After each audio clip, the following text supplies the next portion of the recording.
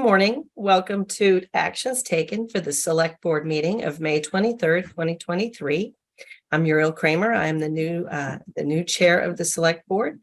The first action we took actually at the select board meeting this week was to reorganize. We elected a chair, myself, and a vice chair, Shahidul Manan, for this coming year. And we thank Amy Ritterbush and Mary Jo Lafreniere for their service last year as the chair and vice chair, respectfully.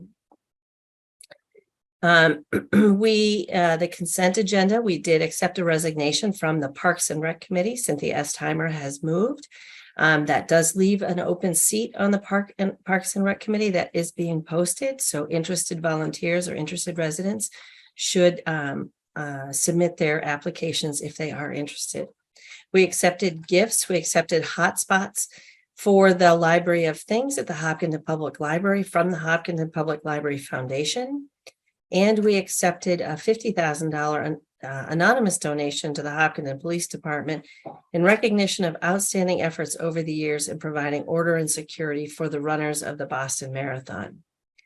We additionally accepted and exempted several employees who teach in the Hopkinton Public Schools so that they will also be able to be employed over the summer as part of the Parks and Rec programs for sports clinics. We introduced to the town Thomas Temple as the interim director for the Department of Public Works and Patricia Savage as the interim director for the Parks and Rec Department. The select board also accepted or confirmed the town manager's appointment of Charles Paquette as the town's assistant treasurer. We discussed a process going forward to consider the Upper Charles Trail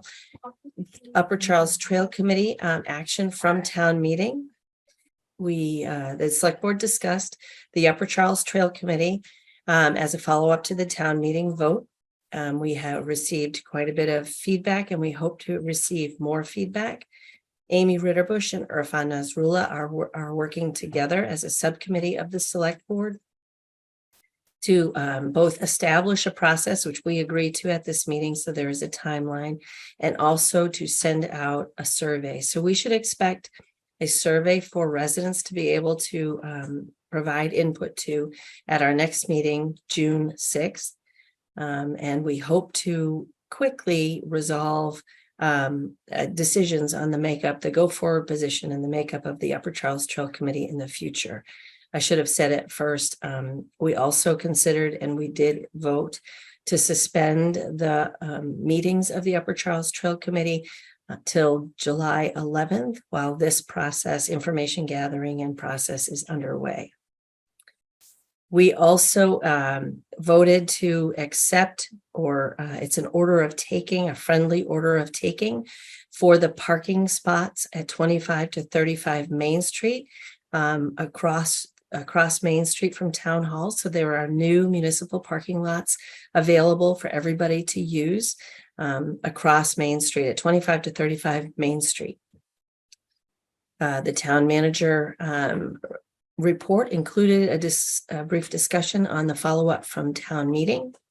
Also an update on the Main Street Corridor project and the PFAS treatment project. In very, very happy news, the fundraising totals from the 127th running of the Boston Marathon raised over $500,000 for various charities and good works in the area. So that's up from $390,000 last year. So that's wonderful. So the only other business really was announcements. And I'll just go ahead and make the announcements that are still to come. The Youth Commission is meeting tonight. It's a program called Giving Back and Getting Better. So it's a program about volunteerism and improving mental health. It's tonight from 7 to 8:30 at the Hopkinton Center for the Arts. So the program includes some local volunteers sharing their stories. We also took a few minutes to remember Rick Hoyt, who passed earlier this week. And I would like to remind the residents that on Saturday morning at 10 a.m. There'll be a run walk event for honoring Rick and Dick Hoyt, starting at EMC. And the residents are welcome to come and share on the participants and celebrate the inspiring lives of and incredible contributions of these two local heroes.